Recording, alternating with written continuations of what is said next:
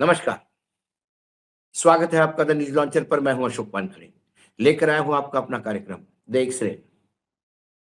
एक खबर है, बंगाल में दोबारा कराए जा सकते हैं चुनाव।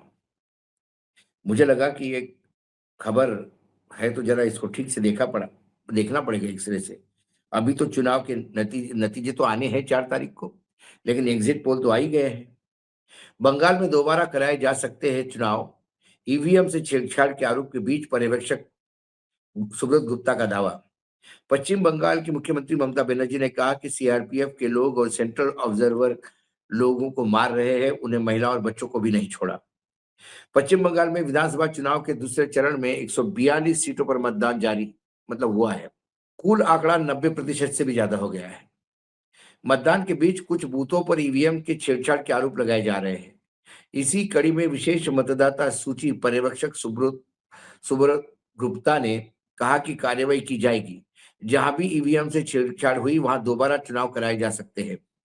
श्रीरामपुर विधानसभा में टीएमसी के उम्मीदवार तन्मय घोष ने कहा कि अभी तक शांतिपूर्वक तरीके से मतदान चल रहा है, लेकिन कुछ जगहों पे जैसा बूथ संख्या नंबर 225, 18, 19, 21, 22 पर सेंट्रल फोर्स और बंगाल पुलिस ने हमारे कुछ लोगों को हिरासत में लिया, जो पूरी तरह से निंदनीय है। हमें उन मुद्दों को उठाया है। मेरे क्षेत्र में ज्यादा संख्या में ईवीएम की खराबी की समस्या है। मैं इन सब का रिकॉर्ड कर रहा हूँ। अगर 4 मई को मुझे इन बूथों पर कोई गड़बड़ी दिखी तो मैं इसको चुनौती दूंगा। पश्चिम बंगाल की मुख्यमंत्री ममता बनर्जी ने कहा कि सीआरपीएफ के लोग और सेंट्रल ऑब्जर्वर लोगों को मार रहे हैं। उन्होंने महिला और बच्चों को भी नहीं छोड़ा। कल रात में उन्होंने अत्याचार शुरू किया। हमारे कितने लोगों को उन्होंने हिरासत में लिया। ये न्यायालय की अवमानना है।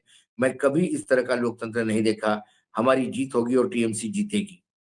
आगे ममता ने कहा कि सीआरपीएफ इस तरह के लोगों को परेशान नहीं कर सकती। राज्य पुलिस नहीं है, उन्हें सीमा की रक्षा करनी चाहिए, लेकिन इसकी जगह वे एक राजनीतिक दल की रक्षा कर रहे हैं। मैं 1984 से चुनाव लड़ रही हूँ और इस बार इतना अत्याचार हो रहा है। उन्होंने महिलाओं बच्चों को मारा।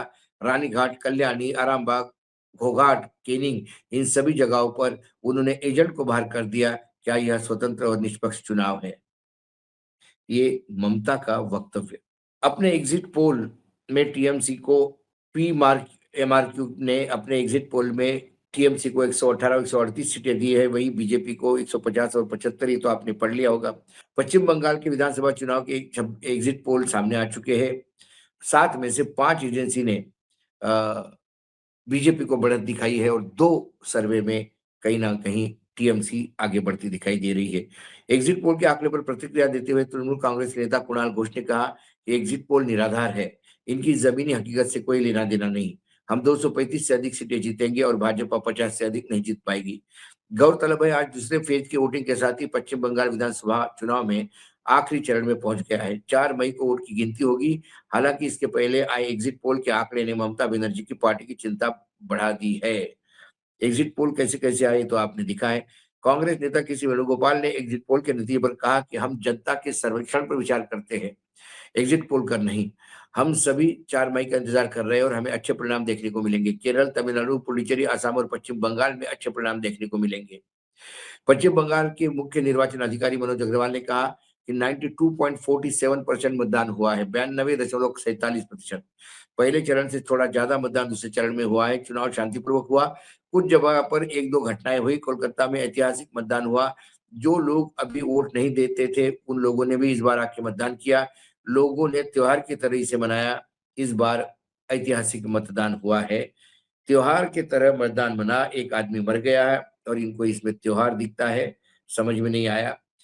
अब 2 सर्वे ऐसे हैं जो बता रहे हैं कि दीदी ने बीजेपी को धूल चटवा दी और बंगाल में चौथी बार टीएमसी आ रही है। अब ये दो जो जो सर्वे है, जिसमें जो 142 सीट पहले और जिसके पहले जो हुआ, क्योंकि दोनों, पहला पोल का एग्जिट पोल रोक के रखा था क्योंकि आप ऐसा एग्जिट पोल बीच में नहीं देते। पीपल्स सर्वे का जो एग्जिट पोल है उसके अनुसार पश्चिम बंगाल के 294 सीटों में से टीएमसी को 177 से 187 सीट मिल सकती है, जबकि बीजेपी को 95 से 110 सीटें मिल सकती है। यही एक सर्वे है जिसमें कांग्रेस को 3 सीटें मिली है और लेफ्ट को 1 सीट मिल सकती है। पीपल प्लस के अलावा एक दूसरा एग्जिट पोल है जिसने ममता बनर्जी की सरकार को बंगाल में चौथी बार बनाने का अनुमान जताया है। जनमत एग्जिट पोल के मुताबिक टीएमसी के 195 से 200 सीट मिल सकती है, तो बीजेपी को 80 से 90 सीटें मिलने का अनुमान है। कांग्रेस को 1 से 3 सीट मिल सकती है, लेफ्ट के खाते में 1 सीट जा सकती है। इसके अलावा अन्य को 3 से 5 सीटों का अनुमान है। वहीं दूसरी एग्जिट पोल बता रहे हैं कि बंगाल में सत्ता परिवर्तन हो सकता है। एग्जिट पोल 4 में से 3 सर्वे बीजेपी की सरकार बनाई दिखाई दे रही है। एक सर्वे ममता बनर्जी को बढ़त दिखाई दे रही है।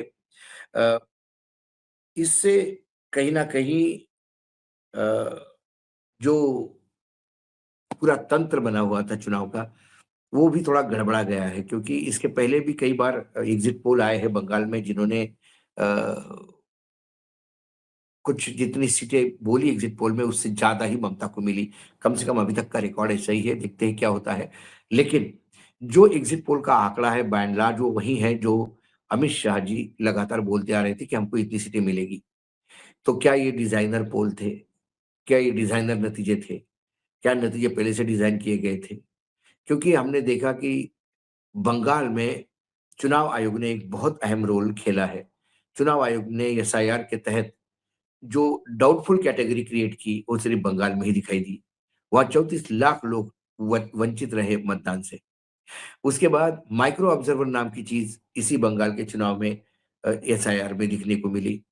उसके बाद जब बहुत स ज़्यादा लोगों की कंप्लेंट आई, तो कोर्ट ने वहाँ पे जुडिशियल ट्रिब्यूनल की स्थापना की, जो 19 बेंच बनाए, लेकिन वो कुल मिला के चंद हज़ार वोट भी स्कैन नहीं कर पाए।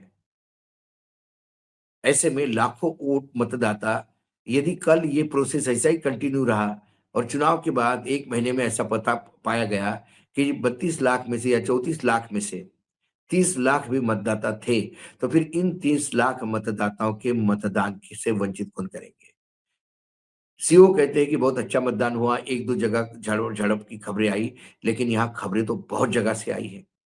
पैसे बाँटते हुए लोग मिले हैं, सीआरपीएफ के लोग पैम्पलेट बाँटते हुए मिले हैं, दंगे हुए हैं, मारपीट हुई है, बीजेपी के लोगों को भी मारा गया है, तो टीएमसी के लोगों को भी मारा गया है। एक मतदाता बेचारा वोट देने गया था, उसको सीआरपीएफ ने इतना पीटा कि उसकी मौत ही हो गई, बुजुर्ग आदमी की। और शायद सीआरपीएफ पे पीटने से पहली बार कोई मौत किसी चुनाव में सुनने को मिली है। इतना गड़बड़-झाला यदि इस चुनाव में है, तो सीओ कैसे कहते हैं कि चुनाव बहुत अच्छे तरीके से संपन्न हुए? या उन्हें ये पता है कि ये चुनाव इसी तरीके से संपन्न कराए गए ताकि किसी भी हालत में ममता को सत्ता से बाहर करना था। लोकतंत्र में जो चुनाव आयोग है, उसका काम पारदर्शिता के साथ काम करना है। लेकिन वर्तमान में जब से ज्ञानेश कुमार ने जब से 2014 से जब से इन्होंने अपने चुनाव आयोगों में नियुक्तियाँ शुरू की, खुद सरकार की, उसके बाद तो चुनाव आयोग सरकार का एक प्रकोष्ठ यानी बीजेपी का एक प्रकोष्ठ बन के काम करता हुआ दिखाई देता है। स्पेशल पुलिस ऑब्जर्वर जो दागी पुलिस अधिकारी है अलग-अलग राज्यों से लाके, खासकर डबल इंजन की सरकार वाले, उनको इंट्रोड्यूस किया गया है। मतदाता कटे थोक में है लेकिन जुड़े भी थोक में हैं।